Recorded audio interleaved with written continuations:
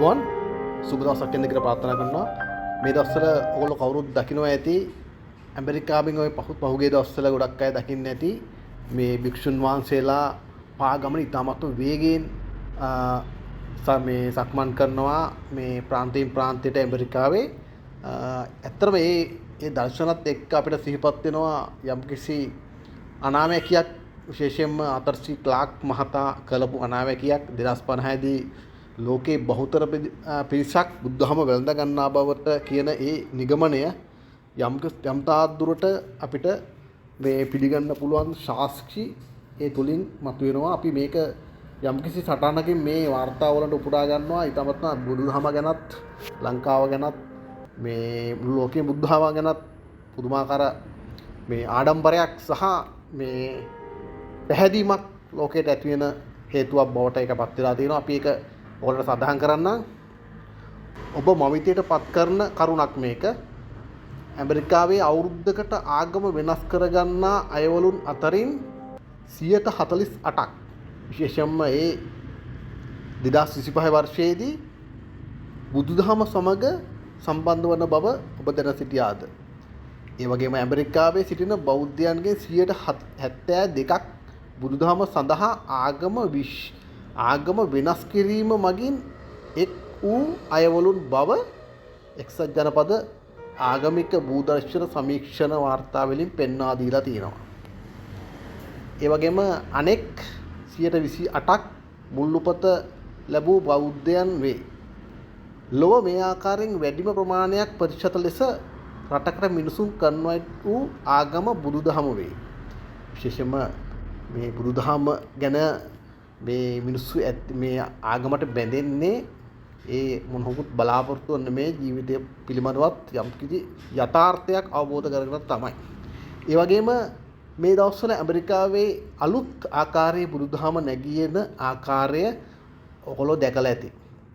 තායිලන්තේ, Kamboja, Vietnam, ශ්‍රී ලාංකික බෞද්ධ භික්ෂූන් පිරිසක් ශ්‍රී ලාංකික භික්ෂූන් පිරිසකුත් මේ සඳහා සහභාගී වෙනවා.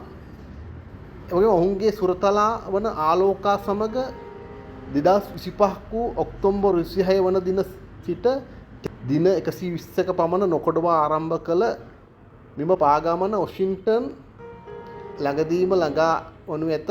එය කිලෝමීටර් 3700ක පමණ දුරකින් තමයි ඒ තරම් දුරක් ගෙවාගෙන තමයි මේ භික්ෂුන් වහන්සේලා මේ පිරිස ඊටමත්ම කාරුණිකව මේ ලෝකයට සාමය උදා වෙන්න කියලා ඊටමත් පැහැදිලි චේතනාවකින් තමයි මේ සක්මන ආරම්භ කරේ. ඒ ස්වාමීන් වහන්සේලා ඒ ගමන වඩින්නේ. ඒ වගේම මේ පාගමනේදී ඇමරිකානුවන් ලක්ෂ ගාණක් පිරිසක් නගරවල සහ අතරමැදි එයට එක්වන අයුරු ඔබ දැක ඇති.